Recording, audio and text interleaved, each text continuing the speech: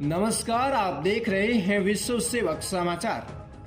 पाली जिले की पंचायत समिति पाली ग्राम सेवा सहकारी समिति लिमिटेड हेमावास के अध्यक्ष एवं राजस्थान सहकारी साख समितियां एम्प्लॉयज यूनियन राजस्थान प्रदेश उपाध्यक्ष व पाली जिला अध्यक्ष त्रिभुवन सिंह से विश्व सेवक समाचार टीम ने कोऑपरेटिव सोसाइटी से संबंधित तथा सहकार कार्मिकों को आ रही समस्याओं को लेकर खास मुलाकात की।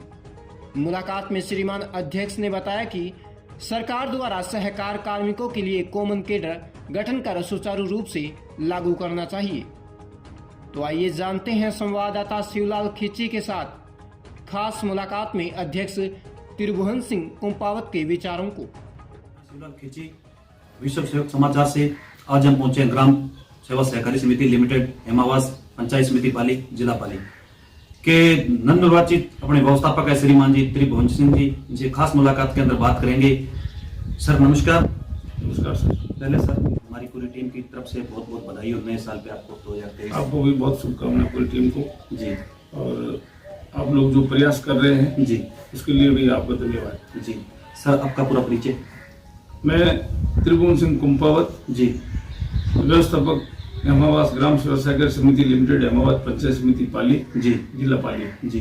और वर्तमान में मैं राजस्थान सहकारी साख समिति एम्प्लॉय यूनियन राजस्थान जी के प्रदेश के पद पे भी जी। हूँ और जिला अध्यक्ष पाली भी हूँ जी जिला अध्यक्ष के रूप में यहाँ साथियों का काम कर रहा हूँ जी, सेवा दे रहा हूँ जी। बहुत अच्छी बात है सर। जानना चाहूँगा आज इतने साल हो गए संघर्ष करते हुए, ठीक है, हर बार धरना प्रदर्शन, हर बार मीटिंगों में आप गए, फिर भी सरकार सुनाई नहीं कर रही। क्यों सरकार अनदेखा क्यों कर रही है इसको? हमारे सहकारी साख समिति एम्प्लॉय यूनियन के प्रदेश अध्यक्ष जी सूरजभान सिंह जी आमेरा साहब जी प्रयासरत है जी। हम उनके नेतृत्व में काम कर रहे हैं जी। और पहले छोटी मोटी मांगे तो हमारे आमेरा साहब ने हमारे पूरी करवा दी थी जी। और मेन मांग है अभी कैडर की जी। तो कैडर के बारे में भी उन्होंने राजस्थान सरकार ने कैडर बनाया है, लेकिन उसमें कुछ सुधार अभी बाकी है जी। कैडर पूर्ण रूप से सही रूप से लागू हो जाए जी तो हमारे व्यवस्थापकों के साथियों का भला होगा जी। बहुत अच्छी बात है और हम प्रयास कर रहे हैं जी। और सरकार के बारे में जहाँ तक है कि या तो ऐसा मुझे लग रहा है कि माननीय मुख्यमंत्री जी को सही तरीके से कोई समझा नहीं पाया जी। अगर उनको सही तरीके से समझ में आता जी तो ये मांग है पूर्ण रूप से हमारी पूरी हो जाती जी।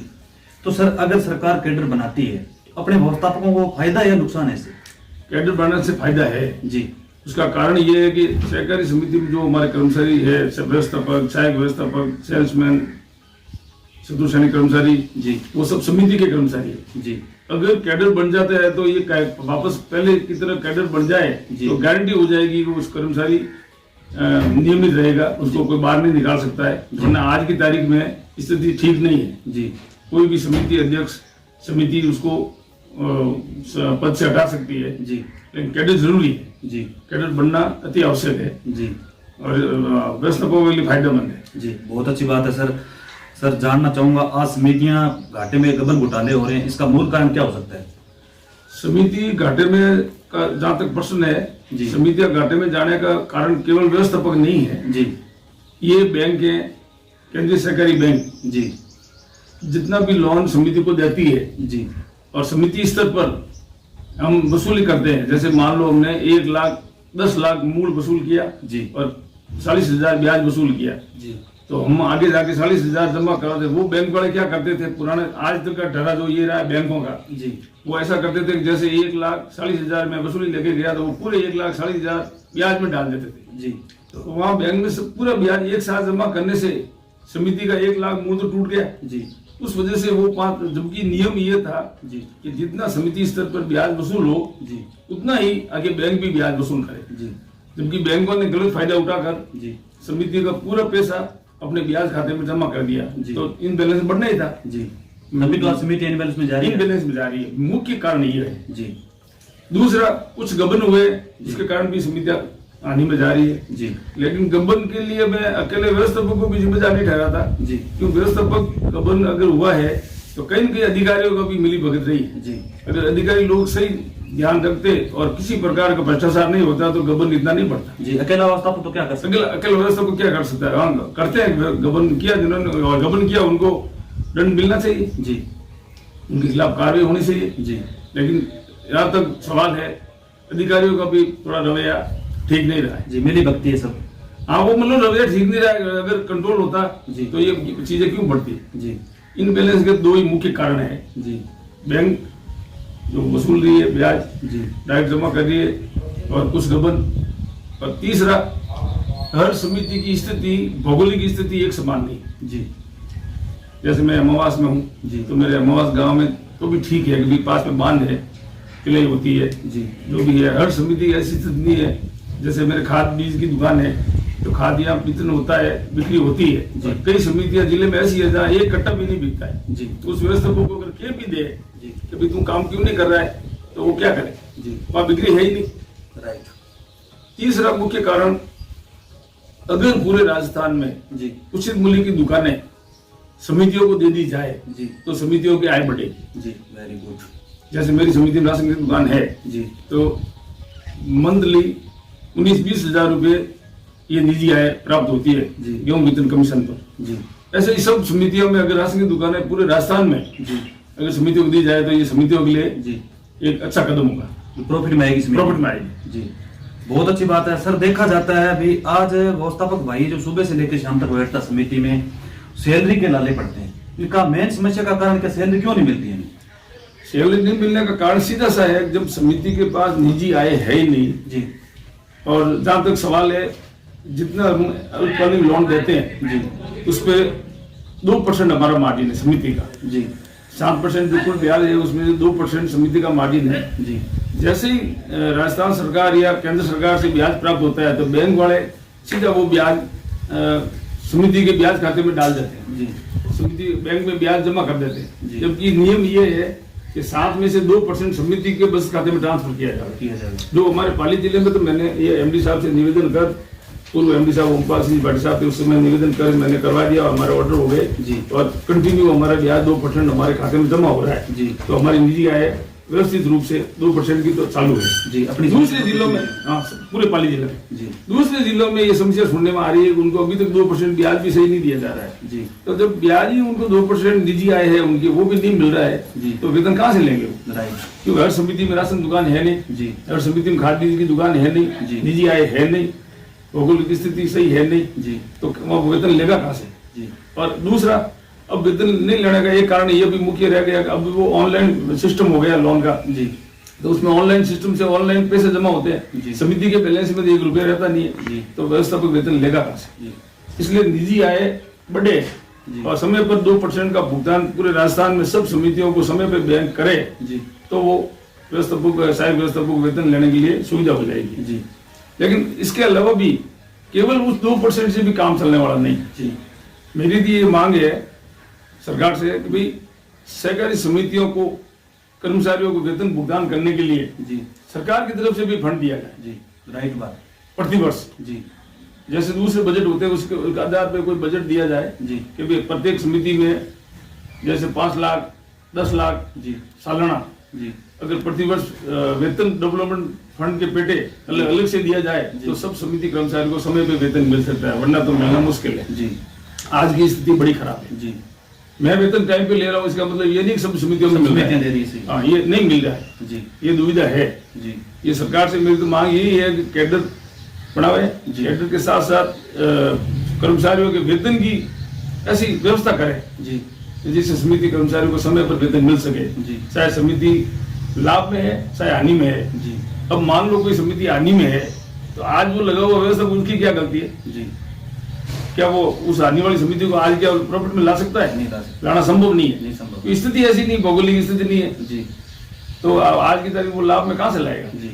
इसलिए जोरदार मेरी तो पहली मांग ही यही है कि भाई लाभ और हानि वाली समितियों को अलग नहीं आका जाए। जी। अगर समिति हानि में है तो उसकी सरकार मदद करे, जी। भरपाई करवावे और सब कर्मचारियों को वेतन के रूप में सरकार की तरफ से अनुदान मिलना चाहिए। जी। बहुत अच्छी बात। तो समय पे वेतन मिलेगा। जी। बहुत अच्छी बात बताई सर। जानना चाहूंगा जैसे चाहे केंद्र है चाहे राज्य सरकार है अपने व्यवस्थापक भाइयों को बैंक या राज्य कर्मचारी मानती है तो कैसा रहेगा?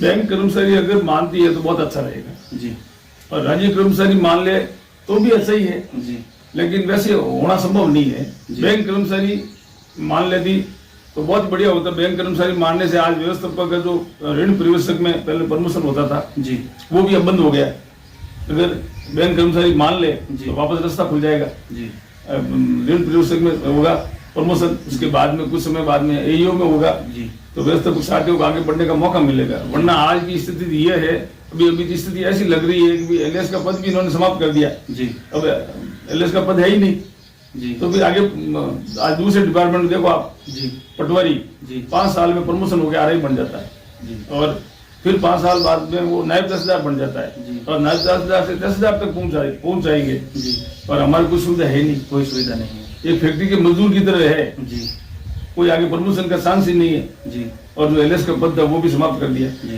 इसलिए मेरी तो ये मांग है, बैंक कर्मचारी अगर माने जी, तो भी अच्छी बात है जी, और प्रमोशन के रास्ते वापस खुलने चाहिए। जी। हर 5 साल में प्रमोशन मिलना चाहिए तो आदमी लगन से काम कर सकता है। जी, जब प्रमोशन ही नहीं है तो आदमी क्या करे, बस उसी पद में बैठा है। जी, मैं आज 25 साल से मेरी सर्विस है, मैं आज भी व्यवस्थापक पद में हूँ जी, तो आगे तो कोई बढ़ने का मौका ही नहीं है। जी। आज सर देखो, आज एक डिपार्टमेंट दूसरा डिपार्टमेंट ले लो सर, आंगनबाड़ी कार्यकर्ता क्या कुछ नहीं है, उनका भला हो सकता है, अपना क्यों नहीं हो सकता? मुझे तो यही लग रहा है कुछ तो हमारी कमजोरी है कि हमारे संघ यूनियन सब अलग लड़ रहे हैं। जी, सब एक हो जाए और एक होकर के मजबूती से अगर हमारा दावा पेश करें, जी, मांग करें तो सरकार को भी झुकना पड़ता है। जी, लेकिन हमारी कुछ लापरवाही है, सबकी आपसी फूट है, जी, ये हमें तकलीफ दे रही है। अभी पुष्कर में जो एकता के लिए महासम्मेलन बुलाया था, जी, उसमें मेरे प्रदेश अध्यक्ष जी आमिरा साहब, मैं, मेरे जिला साथी सब जिला अध्यक्ष भी आए थे। जी, हमारा भी यही प्रयास था सब एक हो जाए। जी, फिर वह आज उसको काफी 40 दिन हो गए लेकिन उसके बारे में कोई आगे कदम विशेष बढ़ा नहीं है। जी, और हमारी इच्छा थी, हम तो क्या आए थे जी। हमारे यूनियन की तरफ से कि भाई आप जो निर्णय लेंगे हम आपके साथ हैं जी, और जो भी कमेटी बनाएंगे उसमें हम आपके साथ हैं। लेकिन अभी तो कोई एकता बनी नहीं, एक राय नहीं बनी, जी। इसलिए मजा नहीं आया। जी, और आगे बढ़ने के लिए कोई अजी तो विधानसभा चल रही जी। थी, उससे पहले सब हो गया होता, एकता दिखाई होती जी, और धरना प्रदर्शन किया होता, ये होता था कि चुनाव आ रहे थे, चुनाव आ रहे थे, जी। सरकार भी हमारे बारे में विचार करती। लेकिन अभी तक कोई मामला सरकार को झुकना पड़ता। रुकना पड़ता। जी, अभी तक कोई आगे कोई दिख नहीं रहा, इसलिए सरकार ने भी विशेष ध्यान नहीं दिया। जी, इस बजट में भी क्या दिया, कोई कुछ हमारा नहीं ध्यान नहीं रखा। जी, और ध्यान नहीं रखने का कारण भी यही है कि हमारी कमजोरी जी। है, हमारी एकता दिखी एकता नहीं। एकता होती तो आपसे में फूट है सर, आंगनबाड़ी कार्यकर्ताओं को अगर ये सुविधा मिल सकती है तो एक सहकारी समिति कर्मचारियों को क्यों नहीं मिल सकती? हालांकि जो भी सरकारी जन कल्याणकारी योजनाएं आती है, जो धरातल पे आती है, वो हर किसान तक, हर परिवार तक पहुंचती है। आप पहुंचाने का कार्य करते हो, फिर भी व्यवस्थापकों को पता नहीं होगा। ग्राम सेवा सहकारी समितियां सब काम करती है। जी, अभी तो ऑनलाइन जो व्यवस्था होने के बाद में नरेगा पेमेंट वगैरह सब उधर उसमें हम चले गए, लेकिन पहले सब काम हमने किया है। जी, और आज भी हम सक्षम है काम करने के लिए। राशन की दुकानें देख लो, जी, खाद बीज का देख लो, जी, कोई भी काम सौंपे तो हम तो करते ही हैं। महत्वपूर्ण आज किसानों को सहकार जीवन सुरक्षा बीमा, जी, दुर्घटना बीमा ये हमारे थ्रू ही होता है। आपके थ्रू ही होता है ये। तो काश्तकारों को तो फायदा तो हम ही पहुंचा रहे हैं, जी, सब काम हम कर रहे हैं। जी, फसली बीमा, लेकिन इस पर ध्यान नहीं दे रहे। सर देखो, आज मान लो इंश्योरेंस कंपनियां अपने इंश्योरेंस करते हैं, फिर भी किसानों को इंश्योरेंस टाइम पे नहीं मिलता है। इसका मेन कारण क्या हो सकता है?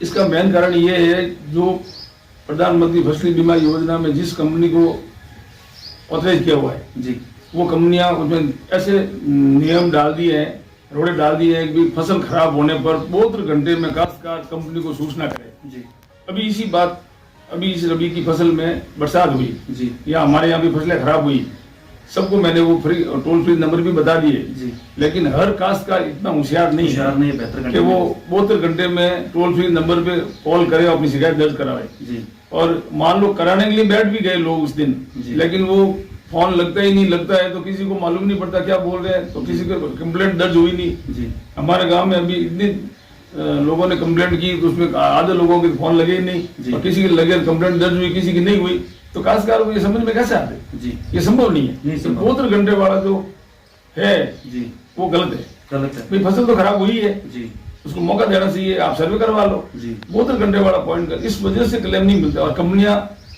जैसे तैसे भी कम क्लेम देने के उधर हो जाती है। उनको पता है कि ज्यादा कलम देंगे नुकसान कंपनी का होगा, जी, पर काश्तकारों को विशेष फायदा मिलता नहीं है। जबकि मैं तो ये कहता हूँ साहब कि फसल खराब हुई है तो आप सर्वे करवा लो, पटवारी से गिरदावरी करवा लो, जी, उस रिपोर्ट के आधार पर मानो। जी, राइट, बहुत घंटे वाला पॉइंट सही है। गलत सिस्टम, गलत, बिल्कुल गलत सिस्टम। जी, काश्तकार इतने सक्षम नहीं है जी, जो मोबाइल पे कॉल टोल फ्री पे अपने कॉल करके शिकायत दर्ज करावे। हर काश्तकार समझदार नहीं है, जितना होशियार नहीं है। जी। एक सर जैसे अपने देखते हैं सहकारिता मंत्री उदयलाल आंजना और केंद्रीय मंत्री श्रीमान जी मिश्रा जी, तो क्या कहना चाहोगे अपने साथियों के बारे? सहकारिता मंत्री जी से हमारा तो वही निवेदन है जी, कि हमारा व्यवस्थापक, और केवल व्यवस्थापक नहीं, व्यवस्थापक, सहायक व्यवस्थापक, सेल्समैन, चतुर्श्रेणी कर्मचारी, जी, सबको कैडर का कर्मचारी माना जाए, कैडर बनाया जाए। जी, केवल व्यवस्थापक को नहीं, जी, सब हमारे साथी है, वो भी कर्मचारी है। तो पूरे कर्मचारियों को फायदा मिले जब कोई बात बनती है। जी, कैडर बनना चाहिए। कैडर में मैंने पहले बोला वो सुविधा मिलनी चाहिए जी, जो एक बैंक कर्मचारी को जितनी सुविधा मिलती है वो सब सुविधा उस कैडर में हमारे व्यवस्थापक सहायक कर्मचारियों को मिलनी चाहिए। जी, और वेतन का जहाँ तक मैंने पहले भी बोला है, जी, वेतन के लिए गवर्नमेंट से एक फंड अलग से देना चाहिए प्रतिवर्ष, जी, जिससे कि सबको समय पर 1 तारीख को मंथली वेतन मिले। जी, ये हमारी मांग है। जी, और बैंक कर्मचारी बढ़ाते हैं तो अच्छी बात है, जी, उसमें भी हम सहमत है जी, कि बढ़ाए, लेकिन सरकार कैडर भी बढ़ा ले और व्यवस्थित रूप से बढ़ा ले। जी। तो आगे होली आ रही है, अपने प्रदेशवासियों को, व्यवस्थापकों को क्या संदेश देना चाहते हो होली पर? होली पर तो मेरा यही संदेश है, मैं व्यवस्थापक साथियों से, हमारे सहायक कर्मचारियों से तो मेरा एक ही संदेश है। जी, पहले तो होली, आने वाली होली पर उनको सबको शुभकामनाएं, जी, और ईमानदारी से अपना काम करते रहे। जी, और ईमानदारी से काम कर भी रहे हैं और करते रहे, और जनता की सेवा करनी है, क्योंकि हमारी सेवाएं काश्तकारों के लिए। जी, और काश्तकार एक छोटा वर्ग है, जी, जो एक सामान्य वर्ग होता है, बाकी तो व्यापारी तो बड़े बड़े लोग होते हैं। हम तो एक काश्तकार की सेवा करते हैं, और काश्तकार की सेवा ईमानदारी से करनी चाहिए, ये मेरी मंशा है, जी, और मैं भी करता आया हूँ। जी, और आगे भी अपना काम करते रहे, और आगे हम हमारी मांगे आगे रख रहे हैं सरकार में, जी। और जहाँ तक विश्वास है कि सबकी मांगे पूरी जी। होगी और सब साथियों को फायदा मिलेगा। जी, लेकिन लगन से कार्य करते रहना चाहिए। जी, अगर मांग पूरी नहीं हो रही इसलिए तो हम काम तो बंद कर नहीं सकते। जी। हाँ, जिस दिन हम संघ या यूनियन सब मिलकर जो आह्वान कर ले जी, कि भाई जयपुर में धरना देना है, प्रदर्शन करना है, अपनी मांग के लिए जो भी करना है, उसमें सबको एक साथ होकर, एकजुट होकर जी, साथ में रहना पड़ेगा और साथ में बाहर निकलना पड़ेगा, जयपुर तक जाना पड़ेगा। जी, बाकी अपनी समिति स्तर पे अपना काम अच्छा करे, अच्छा प्रदर्शन करे, जिससे अपनी विशाख बनी रहे और काश्तकारों को बढ़ाओ। जी। Thank you sir. ये थे हमारे साथ पाली जिलाध्यक्ष, इन्होंने हमें 10 मिनट टाइम दिया। सर थैंक यू आपको, धन्यवाद। धन्यवाद सर, आपका विश्व सहयोग पत्रिका से जी, आप सबको धन्यवाद। जी, शुक्रिया।